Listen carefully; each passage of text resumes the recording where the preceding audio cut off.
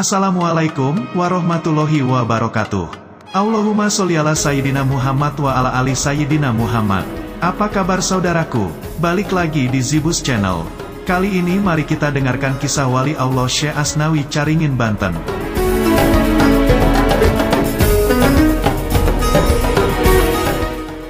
Syekh Asnawi yakni seorang ulama besar yang gigih penuh dedikasi menyerahkan jiwa raganya untuk kepentingan umat manusia. Kebanyakan orang memanggil dengan sebutan Mama Asnawi yang telah mengayomi masyarakat yang dianalogikan sebagai pohon beringin. Menurut ceritanya, beliau adalah salah seorang yang menyebarkan agama Islam di daerah Banten.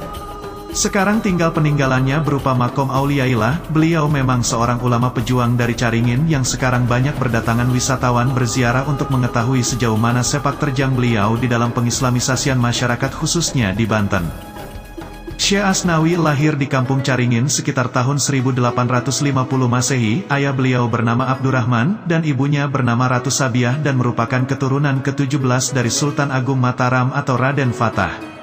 Sejak umur 9 tahun, ayahnya telah mengirim Syekh Asnawi ke Mekah untuk memperdalam agama Islam. Di Mekah beliau belajar dengan ulama kelahiran Banten yang telah termasyhur namanya, bernama Syekh Nawawi Al-Bantani. Karena kecerdasan yang dimiliki beliau dengan mudah mampu menyerap berbagai disiplin ilmu yang telah diberikan oleh gurunya. Setelah dirasa cukup lama menimba ilmu dari sang guru yang bernama Syekh Nawawi Al-Bantani, maka Syekh Asnawi Tanara Banten menyuruh muridnya Syekh Asnawi untuk pulang ke tanah air untuk mensiarkan agama Allah ini.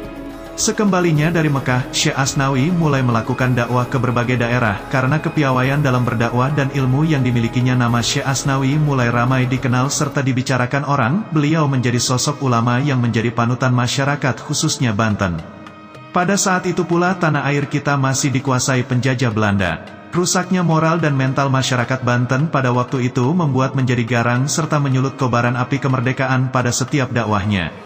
Syekh Asnawi sering mendapat ancaman oleh pihak-pihak yang merasa kebebasannya terusik. Banten yang terkenal dengan jawara-jawaranya yang memiliki ilmu kanuragan dari dahulu terkenal sangat sadis dan bengis, dapat ditaklukkan oleh Syekh Asnawi, dan berkat beliau kegigihan dan perjuangannya menjadi terkenal sebagai ulama dan jawara yang sakti yang sangat disegani oleh kaum penjajah Belanda.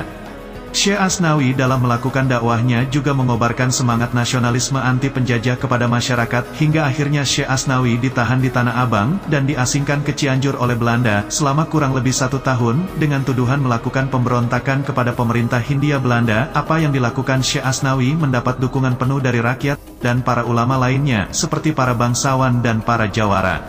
Semenjak runtuhnya Kesultanan Banten, terjadi sejumlah pemberontakan yang sebagian besar dipimpin oleh tokoh-tokoh agama.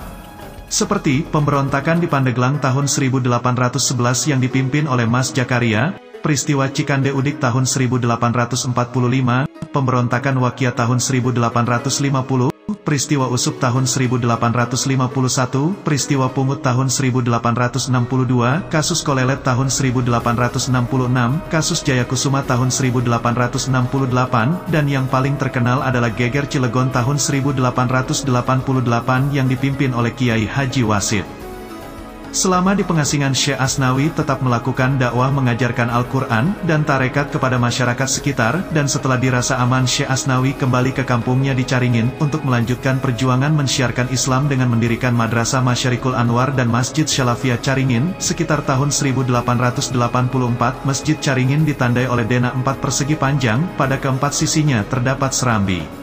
Arsitektur masjid dipengaruhi oleh unsur arsitektur lokal, terlihat dari bentuk atapnya, dan ditopang oleh arsitektur asing terlihat pada bentuk jendela serta pintu dalam dengan ukuran relatif besar, juga pilar-pilar yang mengelilingi masjid. Menurut cerita, bahwa kayu masjid tersebut berasal dari sebuah pohon Kalimantan yang dibawa oleh Syekh Asnawi ke Caringin. Dahulu pohon tersebut tidak bisa ditebang, kalaupun bisa ditebang, beberapa saat pohon tersebut muncul kembali, hingga akhirnya Syekh Asnawi berdoa memohon kepada Allah agar diberi kekuatan dan pohon tersebut dapat ditebang serta kayunya dibawa Syekh Asnawi ke Caringin untuk membangun masjid. Tahun 1937 Syekh Asnawi berpulang ke Rahmatullah dan meninggalkan 23 anak dari 5 istri, Haja Ageng Tuti Halimah, Haja Sarban, Haja Syarifah, Nyai Salfah dan Nyai Nafiah, dan dimakamkan di Masjid Syalafiyah Caringin. Hingga kini Masjid Syalafiyah Caringin dan makom beliau tak pernah sepi dari para peziarah, baik dari sekitar Banten maupun dari berbagai daerah di tanah air. Banyak pengalaman menarik dari peziarah yang melakukan itikaf di masjid tersebut, seperti yang diungkap oleh salah seorang jamaah sewaktu melakukan itikaf. Terlihat pancaran cahaya memenuhi ruangan masjid yang berusia hampir 200 tahun tersebut. Demikian kisah tentang para kekasih Allah. Semoga kita dapat mengambil hikmah dan manfaat dari kisah tersebut, serta mendapatkan keberkahannya.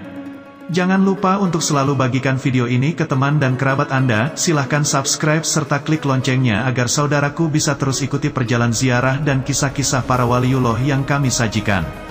Wassalamualaikum warahmatullahi wabarakatuh.